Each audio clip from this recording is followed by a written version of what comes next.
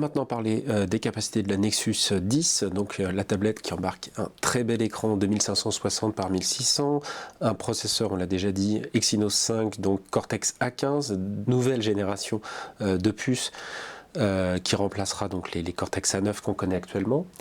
Et les capacités de cette tablette sont très intéressante. Alors, je vais commencer tout de suite par essayer de casser une espèce d'idée reçue autour des tablettes 1610. C'est pas parce qu'on est en 1610 qu'on peut pas utiliser le mode portrait.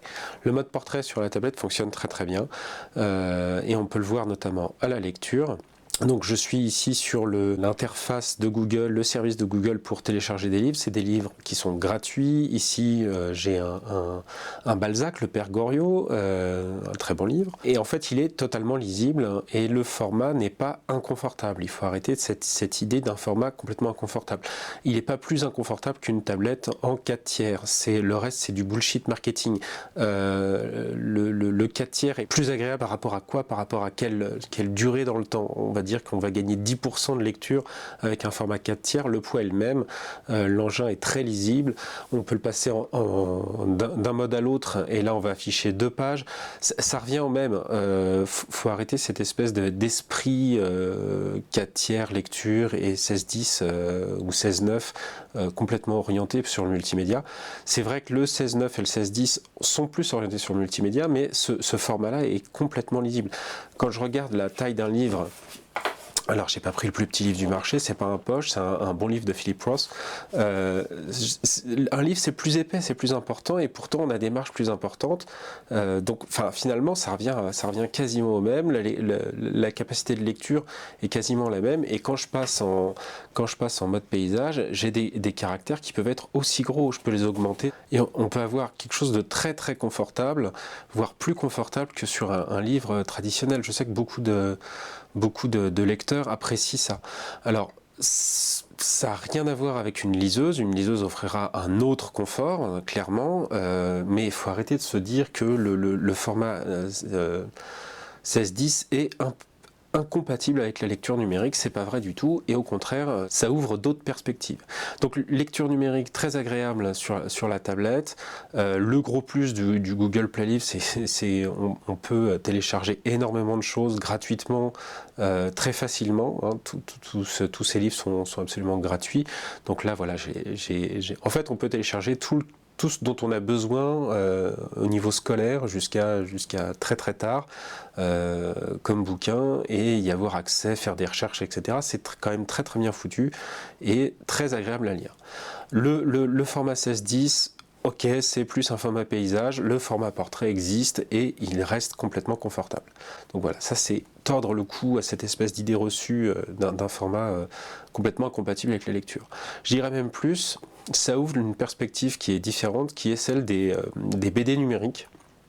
Alors l'offre n'est pas forcément géniale en France, elle l'est beaucoup plus aux États-Unis où on a énormément de titres en BD numérique qui sont maintenant prévus avec des players qui sont adaptés, qui ont été conçus pour ça. Donc là c'est le player de Marvel qui permet de lire de la BD case par case de façon intelligente et on a énormément de choses qui sont maintenant disponibles comme ça sur des formats avec ce type d'écran, cette définition là, c'est vraiment formidable de pouvoir lire de la BD avec cette qualité d'image. C'est quelque chose de nouveau et surtout pour nous qui sommes en France, on peut lire des choses qui sortiront pas tout de suite en France de façon assez facile et c'est très agréable. Autre point important, on a une gestion capacitive multipoint de 10 points sur la tablette, donc ça donne la possibilité de jouer à ce type de petits logiciels d'émulation de piano, etc. Ils sont pas forcément géniaux sur Android pour le moment, je pense que ça va arriver, mais on a vraiment la possibilité de jouer plein de notes à la fois, tout est bien géré, c'est un bon exemple pour vous le montrer. Voilà, on peut faire 10 points de contact à la fois et la tablette rend jamais l'âme, c'est-à-dire qu'elle est tout le temps, elle gère tout le temps les 10 points de contact sans problème. Hop, on va killer quelques apps. Autre point très important qu'offre ce format 16-10 par rapport au 4 tiers, c'est évidemment la vidéo. Ça veut dire qu'on va pouvoir lire un film en 1080p ici, mais en plus sans les bandes noires en haut et en bas qu'on a habituellement sur le 4/3 qui soit sacrifie une partie de l'image sur les côtés, soit vous colle des belles bandes noires sur le dessous, une histoire de format qu'on connaît bien. Donc voilà. Pour lire la vidéo, très simple, soit vous chargez la vidéo sur la tablette avec le câble USB qui est livré avec, soit vous utilisez ce type de câble pour brancher une clé USB, donc là c'est du micro USB vers USB plein format, avec ce type de câble là on peut brancher une clé sans trop de difficultés, soit vous utilisez votre réseau Wi-Fi en partageant tout simplement des données dessus. Donc si vous avez typiquement un NAS, vous allez pouvoir sauvegarder des données, ce que je vais faire là, aller sur mon NAS et regarder ce que j'ai comme vidéo et balancer, hop, avec un player gratuit, voilà ce que ça donne. On va le passer en plein écran. On va baisser le son. Donc ça c'est une très bonne petite série. Donc voilà, minuscule, j'ai des bandes noires minimales en haut et en bas. J'ai vraiment quelques... Si vous regardez, quelques millimètres de bande noire en haut et en bas, et donc je vais pouvoir lire un fichier. Là c'est du 1080p, donc c'est très belle qualité, c'est du MKV, c'est vraiment très beau. Ça passe vraiment très bien en Wi-Fi, le Wi-Fi est excellent, donc on peut vraiment regarder un film comme ça avec une très belle qualité. J'ai un écran dans la main, tout ce qu'il y a autour c'est ce qui me sert à tenir cet écran. J'ai une très belle image, et si je me positionne bien dans mon canapé, au fond de mon canapé, avec ça dans la main, je peux tenir très longtemps, quoi. Le son est excellent, hein, donc les enceintes en frontal, ça donne quelque chose de vraiment très agréable. Très détaillé.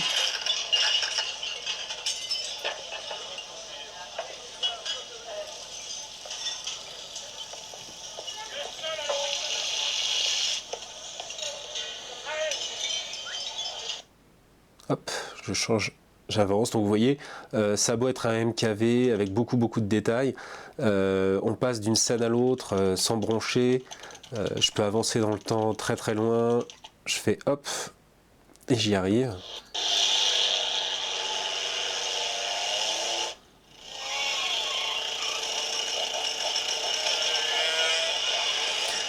On va aller regarder autre chose. Alors évidemment, pour les formats cinéma, on a des bandes noires qui restent apparentes en haut et en bas. Donc ici, c'est Prometheus de Ridley Scott. Je vais monter le son.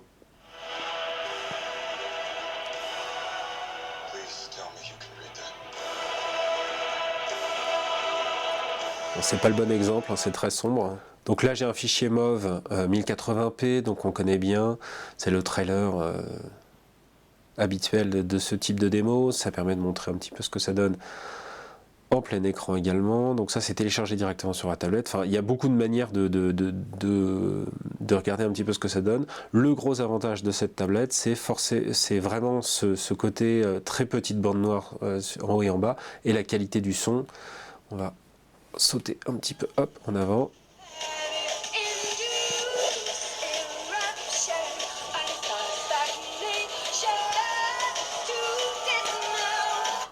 Voilà, on va aller retourner en réseau, cette fois-ci pour regarder ce qui se passe niveau musique. Donc ça c'est un fichier FLAC, c'est-à-dire un fichier lossless, sans perte de qualité de son, sans compression de données. C'est du Gershwin, c'est très bien rendu par la tablette, on est en Wi-Fi toujours, hein, je le charge directement depuis mon NAS, et donc on peut très bien imaginer sonoriser une pièce. Alors avec la tablette, une pièce ça va être un peu difficile, un bureau, un poste, c'est tout à fait imaginable de garder la tablette pour ça. Ça n'empêche pas de continuer à travailler, c'est-à-dire que c'est la lecture continue pendant qu'on peut surfer par exemple, et donc ça fonctionne vraiment très bien. Et on peut évidemment brancher la tablette sur une chaîne Wi-Fi par exemple, ou un casque pour en profiter de façon plus complète.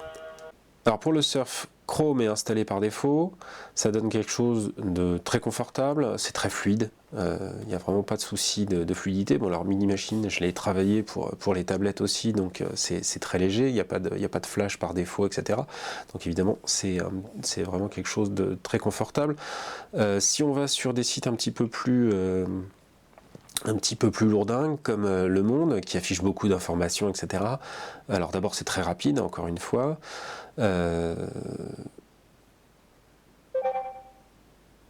J'ai 31 nouveaux messages. Et voilà, donc là, encore une fois, c'est très rapide. Donc, enfin, la fluidité est vraiment au rendez-vous. On est dans une tablette qui est vraiment très rapide. Avec l'affichage permet vraiment d'avoir quelque chose de très complet à l'écran. Vous voyez, c'est une page qui n'en finit pas, la page du monde. Et on peut vraiment surfer là-dessus sans se poser de questions du tout. C'est super rapide. Si on passe en mode portrait, on a toujours un affichage qui s'adapte parfaitement bien et voilà, encore une fois, la page s'affiche sans trop de soucis. Donc là, on va aller pouvoir, je sais pas, fouiller un article. Voilà, on va aller voir ce qui se passe chez Amazon. Voilà, l'article est lu, et rapide, les commentaires sont facilement accessibles. Enfin, c'est quand même un engin qui répond très bien au niveau Wi-Fi et la qualité d'affichage est vraiment au rendez-vous. C'est très lisible, encore une fois, hein, le fait d'avoir cette définition d'écran permet d'avoir vraiment quelque chose de très lisible. Donc ça en fait une tablette aussi qu'on peut conseiller à des personnes qui ont des problèmes de vue, des personnes âgées, parce que la qualité d'affichage est vraiment très bonne et on a toujours une lecture qui est très facilitée à ce niveau-là. Donc c'est vraiment un engin assez impressionnant à ce niveau-là. Autre point souvent demandé, c'est YouTube.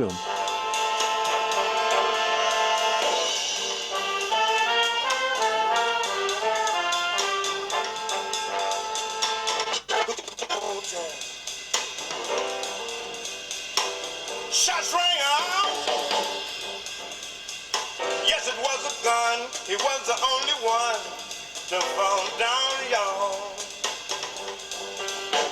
That ain't right. Then his people scream. Ain't no need for sunlight. Ain't no need for moonlight. Voilà, donc vous vous rendez bien, enfin, je sais pas si on se rend bien compte de votre côté, la qualité sonore est vraiment bonne, le rendu global de l'image est excellent, donc si vous avez une source, quelle que soit la source, que ce soit du streaming, votre réseau, ce que vous avez stocké sur la tablette, si vous avez une source de bonne qualité, vous avez un rendu sur cette tablette qui est absolument parfait. Pour tout ce qui est image, c'est la même chose, hein. Si vous avez des belles sources, les images sont belles. Comme d'habitude, la webcam n'est pas géniale. J'ai fait quelques photos pour vous rendre compte. La webcam n'est pas géniale, pour moi ça reste des webcams qui sont des webcams documentaires, c'est-à-dire des webcams qui servent à choper une information. Voilà, là j'ai fait une photo d'un bouquin, j'ai fait une photo de l'intérieur du bouquin. Ce qui m'intéresse dans ces images, c'est de pouvoir les lire, c'est-à-dire que je fais une photo d'un document, je suis étudiant par exemple, je fais une photo d'un document et je vais pouvoir lire ce qu'il y a sur ce document. Sans me poser de questions, ça reste quelque chose de documentaire qui est parfait à ce niveau-là. Donc quel que soit le document, j'ai fait des choses ça c'est vraiment écrit tout petit, je peux continuer à le lire. Là c'est les conditions générales de vente de Thomann en Allemagne, et ça reste lisible, c'est-à-dire que c'est vraiment écrit tout petit, quasiment imprimé en gris sur fond blanc, ça reste lisible, c'est quand même l'intérêt de ce truc. Et là j'ai une double page donc, de mon bouquin, une double page de mon bouquin photographié avec la webcam. La qualité est encore une fois suffisante pour pouvoir lire cette double page. Donc je suis en bibliothèque, je peux photographier un bouquin, avoir une information et m'en resservir ensuite dans un document, faire ça pour des factures, des choses comme ça, des contrats, peu importe. Au niveau documentaire, c'est juste parfait. De la même façon, l'appareil photo, il y a des fonctionnalités avancées, mais un appareil photo de ce type sur une tablette de ce format-là, on imagine mal aller cadrer des photos à l'extérieur avec. Donc c'est documentaire et dans ce rôle documentaire, l'appareil photo se débrouille très bien. J'ai fait une petite vidéo aussi, vous pourrez la voir, je l'ai téléchargée. J'ai fait une petite vidéo de ma machine à café et encore une fois, ça donne quelque chose d'assez agréable à regarder. Hop, on la passe en plein écran. Voilà, c'est ma machine à café qui tourne, donc c'est documentaire. C'est pas, la qualité est sympa, hein, je dis pas, mais ça reste un usage vraiment très limité de par le format même de la tablette. Voilà. Pour le jeu, c'est un petit peu compliqué parce qu'il y a des trucs qui vont pas tourner sur la tablette, tout simplement à cause de la définition de l'engin. Tout ce qui va être 2D comme Angry Bird, Happy Street, tous ces trucs-là, ça fonctionne sans problème. On va lancer Angry Bird pour que vous puissiez vous rendre compte. Voilà, ça se lance vite, c'est bien. Hop.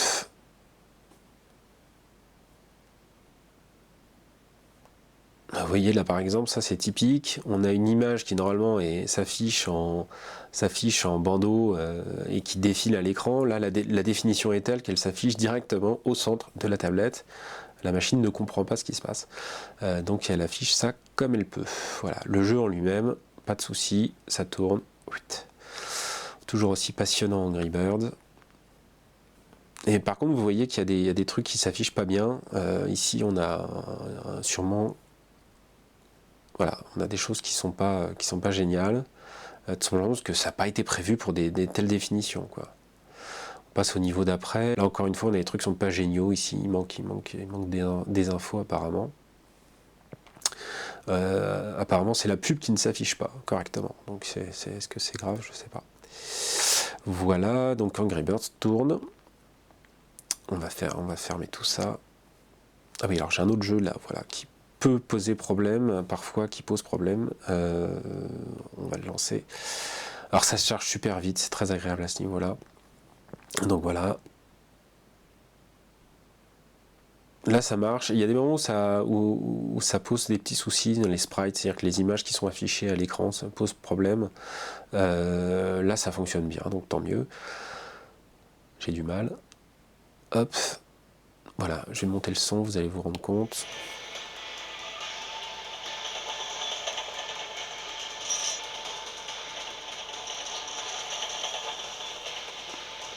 Voilà, quand ça se décide à bien tourner, ça semble très bien tourner ce jeu, donc très bien. Voilà, donc tous ces jeux-là fonctionnent très bien. Tout ce qui va être 3D pur, c'est parfait. Donc là, on a Beach Buggy qui se charge très vite.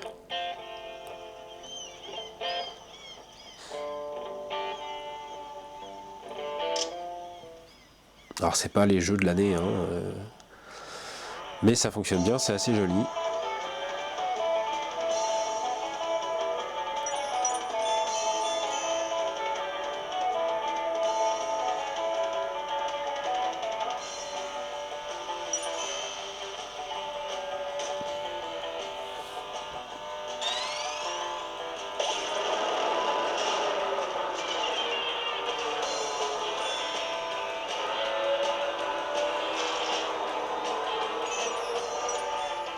Voilà, donc là la définition est parfaitement gérée, très agréable à jouer, ça fonctionne parfaitement bien. Autre titre particulièrement 2D,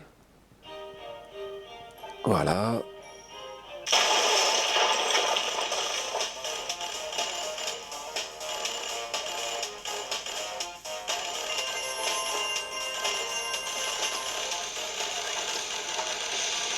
Bon, je vais arrêter parce que vous allez croire que je passe mes journées à jouer.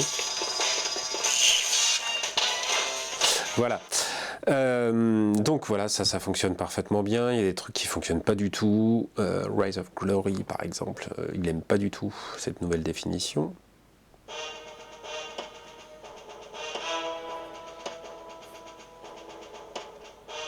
Donc là, ça s'affiche mal, mais c'est que le début, et surtout, quand on cherche à le lancer, il plante. Voilà, donc on va fermer tout ça, et on va lancer un truc un petit peu plus costaud. On va lancer un jeu multijoueur, Shadowgun Dead Zone. Voilà, si vous voyez un mini machine qui traîne sur Shadowgun Dead Zone, c'est moi qui teste. Donc là c'est du multijoueur en ligne, ça ressemble à un Doom-like habituel. Donc là les contrôles sont bien gérés par l'écran, le son est bon, il n'y a vraiment pas de souci. Voilà.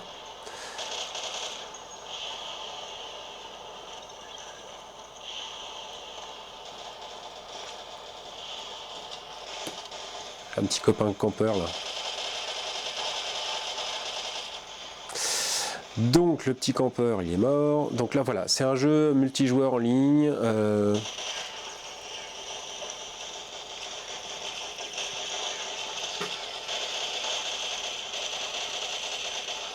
et je suis mort. Voilà, donc là, encore une fois, la définition d'écran pose pas de problème, c'est très propre, les textures sont là, c'est vraiment... Bon, faut aimer le type de jeu, mais en tout cas, d'un point de vue réalisation et gestion du jeu, c'est parfait, quoi.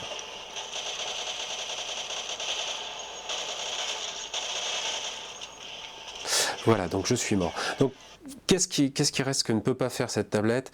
Pas grand-chose. Les performances sont vraiment intéressantes. On va regarder ça tout de suite.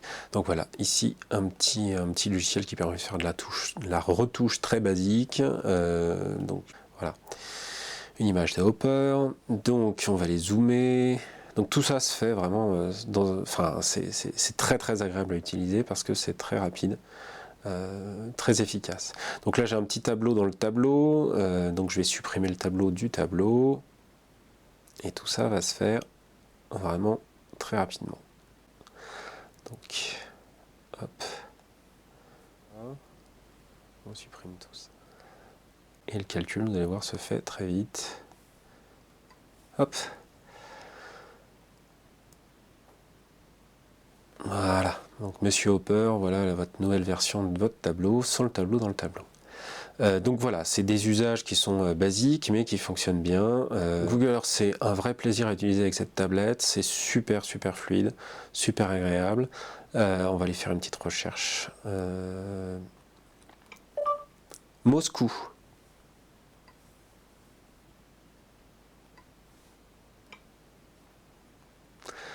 Et on va à Moscou.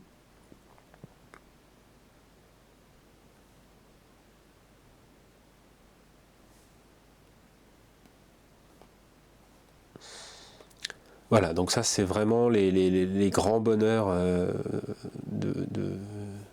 d'allier toutes les fonctionnalités de Google ensemble, donc Google Earth, la 3D, Moscou mis en 3D, le Kremlin, etc. C'est quand même assez magique. Hop. Donc là on peut tourner, aller voir Moscou, se balader, c'est vraiment super fluide, super agréable à utiliser. Ça, c'est un côté documentaire aussi qui est très intéressant, je pense. Voilà. Donc là, on peut vraiment visiter, trouver des chemins, etc. Donc tout ce qu'on connaît de Google Earth, mais avec une fluidité et encore une fois un format qui est très agréable à manipuler. Alors, autre élément, on m'a demandé de tester un fichier PDF. Donc c'est un gros fichier, il fait 52 mégas. Voilà ce que ça peut donner, ce type de fichier avec la tablette. Donc voilà, le chargement n'est pas forcément super rapide. Une fois que c'est chargé, par contre, c'est vraiment très beau. Là, vous pouvez regarder, c'est super lisible. On a vraiment quelque chose de très agréable. Lisible, que ce soit en mode comme ceci, paysage, ou en mode portrait. Les deux fonctionnent bien, ça met du temps. Il y a vraiment beaucoup de données sur ce fichier, donc c'est pour ça que ça met beaucoup de temps. Les textures de fond, etc. Tout ça, c'est pas super bien pris en compte. Les PDF, ça reste une grosse usine à gaz pour beaucoup de machines. C'est fait pour être imprimé et donc ça contient beaucoup de données d'impression qu'elles ont du mal à gérer. Donc là, en plus, c'est le lecteur d'Adobe et il prend tout en compte. Maintenant, une fois que c'est affiché, c'est quand même très joli. Voilà, un très bon jeu, donc Rayman Jungle Run, un très bon jeu pour tablette, qui a bien été pensé pour le format tablette. Il est juste merveilleux sur cette tablette. La musique est très bonne d'origine, mais elle est bien rendue par la tablette. L'image, la qualité des graphismes et tout, c'est juste très beau. Et la jouabilité est excellente, puisqu'il a été bien pensé pour les tablettes.